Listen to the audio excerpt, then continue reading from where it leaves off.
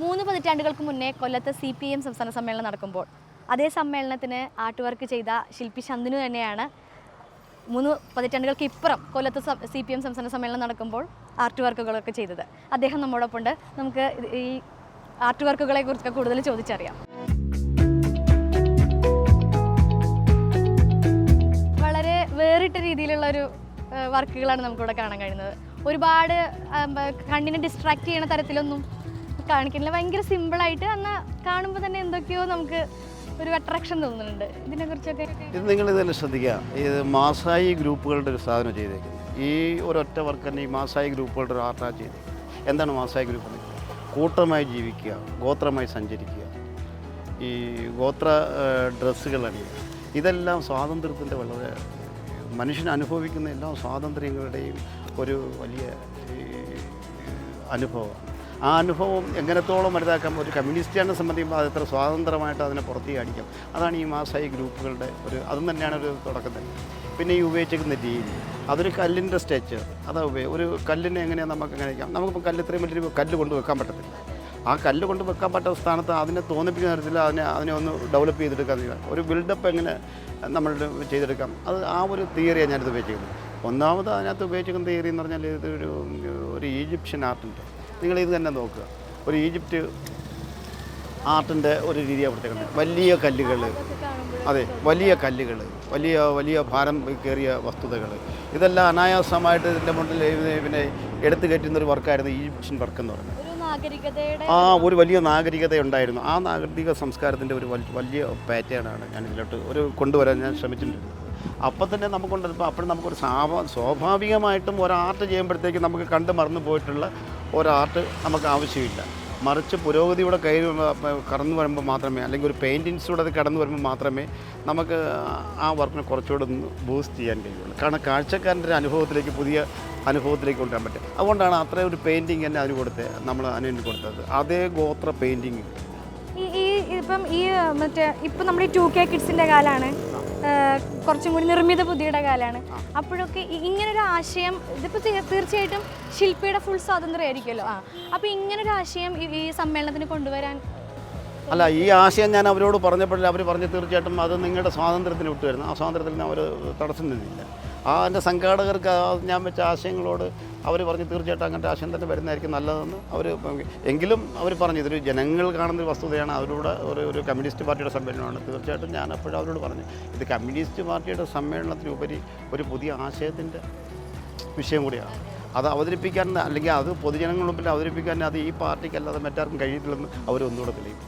അത്ര തന്നെയാണ്. നേരത്തെ പറഞ്ഞല്ലോ ഒരു 2 മതിലുകളാണ് നമുക്ക് ഈ കവാടത്തിൽ. അതെ. അപ്പോൾ അവിടെ ഒരു കൂട്ടമായി ഉള്ള ഒരു അതേ ഇപ്പുറം നോക്കുമ്പോൾ നമ്മുടെ ഒരു പാർട്ടിയുടെ കൂട്ടത്തിൻ്റെ ഇടയിൽ സംസാരിക്കുന്ന ഒരു, അതെ, അവിടെയാണല്ലോ നമ്മുടെ മാറ്റങ്ങളുടെ എല്ലാത്തിൻ്റെയും വസ്തുത നമ്മൾ തിരിച്ചറിയുന്നത്. യാഥാർത്ഥ്യ റിയാലിറ്റിയിലേക്ക് എപ്പോഴും നമുക്ക് കടന്നുകൊണ്ടിരിക്കും. ഈ രണ്ടും കൂടിയിട്ട് ഇങ്ങനെ 2 മതിലുകൾക്കും ഇങ്ങനെ ഒരു ഇത് കൊടുക്കാൻ, അതെ, മിത്തിൻ്റെ റിയാലിറ്റിയുടെയും വലിയൊരു സംഭവമാണത്. മിത്തിൻ്റെ ഇടയിൽ കൂടെ നമുക്ക് ജീവിക്കാൻ പറ്റുള്ളൂ. മിത്തില്ല നമുക്ക് ജീവിക്കാൻ പറ്റും. പക്ഷേ ആ മിത്ത് മാത്രം കൊണ്ട് നമുക്കൊന്നും ചെയ്യാൻ പറ്റത്തില്ല. അതൊരു സാങ്കല്പികത മാത്രം. ആ സാങ്കല്പത്തിൽ നമ്മൾ റിയാലിറ്റിയിലേക്ക് കിടക്കുമ്പോഴത്തേക്ക് തീർച്ചയായിട്ടും ആ റിയാലിറ്റി എപ്പോഴും കമ്മ്യൂണിസമാണ്. ആ റിയാലിറ്റിയാണ് നമ്മൾ എപ്പോഴും അംഗീകരിക്കേണ്ടത്. ആ റിയാലിറ്റിയാണ് നമ്മൾ ബോധ്യപ്പെടുത്തുന്നത്. ആ ബോധ്യപ്പെടുത്തലിൻ്റെ ഭാഗമായിട്ട് ലെനിനെ അവിടെ സ്ഥാപിക്കേണ്ടി വന്നു. അതാണ് എൻ്റെ വസ്തുത നമുക്ക് മറക്കാൻ പറ്റില്ലല്ലോ. ചേട്ടാ, നമ്മളിപ്പോൾ ടൗൺ ഹാളിൻ്റെ മറ്റൊരു ഭാഗം കണ്ടു. ഇതിപ്പോൾ മെയിൻ പ്രതിനിധി സമ്മേളനത്തിൻ്റെ മുൻഭാഗത്തുള്ള ആളാണ്. അപ്പോൾ ഇത് ഒരു വളരെ വ്യത്യസ്തമായിട്ടുള്ള, ഈ വാളിൽ നമ്മൾ വളരെ വ്യത്യസ്തമായിട്ട് കാണുന്ന ഒരു ശില്പമാണിത്.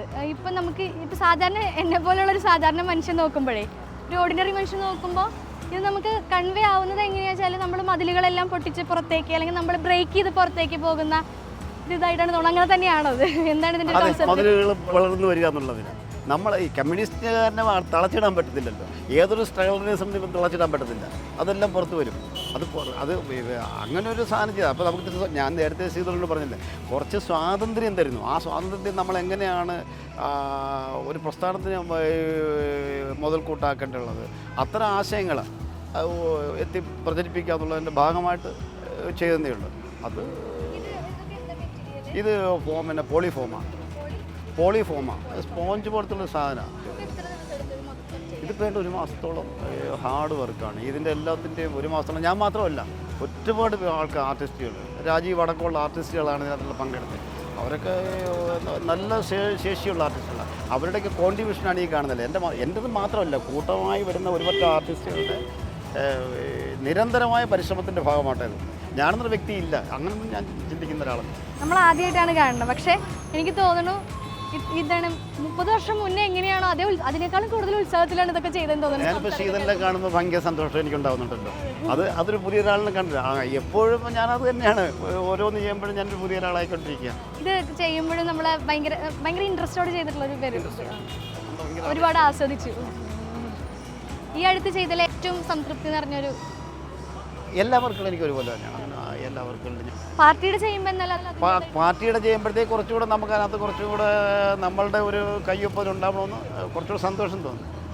നമ്മൾ വിശ്വസിക്കുന്ന ആശയത്തിൻ്റെതായ നമ്മുടേതും കൂടിയാണല്ലോ എന്നുള്ളത് കൊണ്ട് അവർ അങ്ങനെ സംഭവിക്കും. പിന്നെ ഇത് ഞാൻ നേരത്തെ പറഞ്ഞില്ലേ, എങ്ങനെയാണ് ഒരു പേർഷ്യൻ ആർട്ടിനെ, ഒരു പേർഷ്യൻ തിയറിയെ, ഒരു ബിൽഡിംഗ് തിയറിയെ നമ്മുടെ ഇതിലേക്ക് കൊണ്ടുവരാനുള്ള ബുദ്ധിമുട്ട് അത് വളരെ വലുതായിരുന്നു. അത് എത്ര പേർക്ക് മനസ്സിലാവുമെന്ന് എനിക്കറിയില്ല. ഈ ഒരു ആർട്ട് തിയറിയെ, കാരണം വളരെ പുരാതനവും വളരെ നമ്മുടെ പറഞ്ഞില്ലേ, ഈ പേർഷ്യൻ കണ്ടുവരുന്ന ആ ആർട്ടിനെ നമ്മൾ ഇങ്ങോട്ട് കൊണ്ടുവരുന്നത് അധികം ആർക്കും ഇത് ഇഷ്ടപ്പെടൊന്നുമില്ല, ഇഷ്ടപ്പെടാൻ കഴിയില്ല. കാരണം ഒരു പഴയ സാങ്കേതികത്വമാണ്, കാരണം പഴയൊരു നാഗരികതയുടെ സംസ്കാരമാണ്, ആ ഒരു ഫ്യൂഷനും കൂടിയാണ്. ശരിക്കും തീർച്ചയായിട്ടും ഒരു ഫ്യൂഷനാണ്. അതിന് അത്രത്തോളം മനോഹരമാക്കാൻ ഞാൻ ശ്രമിച്ചിട്ടുണ്ടെന്നല്ലാതെ അത് പൂർത്തീകരിക്കും. അതിൻ്റെ റിസൾട്ട് പറയാൻ ഞാനാണല്ലോ. പക്ഷെ ഇപ്പൊ തന്നെ നമ്മൾ വരുമ്പോൾ അത്രയോ പേര് പറഞ്ഞു എല്ലാം നല്ല. അതെ, അത് എനിക്കതറിയില്ല. ഞാൻ പറഞ്ഞു, ഞാനൊരു വർക്ക് ചെയ്തു, ആ വർക്കിലേക്ക് ഞാൻ പൂർണ്ണ സംതൃപ്തനാണെന്ന് എനിക്ക് തോന്നുന്നു. പക്ഷെ അത് മറ്റുള്ളവരോട് പറയുമ്പോഴല്ലേ എനിക്കതിനെക്കുറിച്ച് ഒരു ബോധവാനാവാൻ പറ്റും. സംസ്ഥാന സമ്മേളനത്തോടനുബന്ധിച്ച് വാൾ വർക്കുകൾ മാത്രമല്ല, ഇപ്പോൾ കൊടിമരം, പിന്നെ രക്തസാക്ഷി മണ്ഡപം എല്ലാം. അതെ, അതിൻ്റെ ഡയസ് തൊട്ട് ഇതിൻ്റെയൊക്കെ പിന്നെ അവസാനമായ സമ്മേളന വേദി വരെ ചെയ്യുന്നത് ഞാൻ തന്നെയാണ്. അതിനകത്ത് അല്ല, ഇതിലെ നിങ്ങൾ കണ്ടല്ലോ, വ്യത്യസ്തത നിങ്ങൾ കണ്ടുകൊണ്ടിരിക്കുകയാണ്, ഓരോ അനുഭവങ്ങൾ നിങ്ങൾ കണ്ടുകൊണ്ടിരിക്കുകയാണെന്ന്. അത് രണ്ട് കൊടിമരായിട്ട് തോന്നി, ഒരു റിപ്പീറ്റേഷൻ ഉണ്ടായില്ല. മറ്റേ ആശ്രമത്ത് ഉയർത്തിയതും പീരങ്കി മൈതാനത്ത്. അതെ അതെ. അപ്പോൾ ആ കൊടിമരം എന്ന് പറഞ്ഞാൽ അത് വളരെ സിമ്പിളായ ഒരു സാധനമാണ്. കാരണം വെള്ളി ചുറ്റടിഞ്ഞൊരു കൊടിമരം. അതിനകത്തൊരു സവിശേഷത എന്ന് പറഞ്ഞാൽ നമ്മുടെ പരമ്പരാഗത ശൈലികളെ, നമ്മുടെ പരമ്പരാഗതമായ ഉത്സവങ്ങൾക്കെല്ലാം നമ്മൾ ഈ ഒരു അതാണ് ആവേശത്തിൻ്റെ സാധനമാണ്.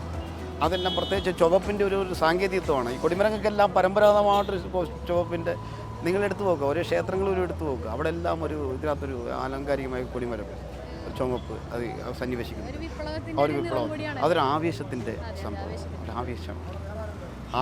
അത് ആ രീതിക്ക് തന്നെ ഞാൻ അതിനെ മേക്ക് ചെയ്യുന്നുണ്ടെന്ന് എനിക്ക് തോന്നുന്നത്. സംസ്ഥാന സമ്മേളനത്തിൽ എല്ലാവരും ആവേശത്തിലാണ്, ശില്പി ചന്ദനവും വളരെ ആവേശത്തിലാണ്.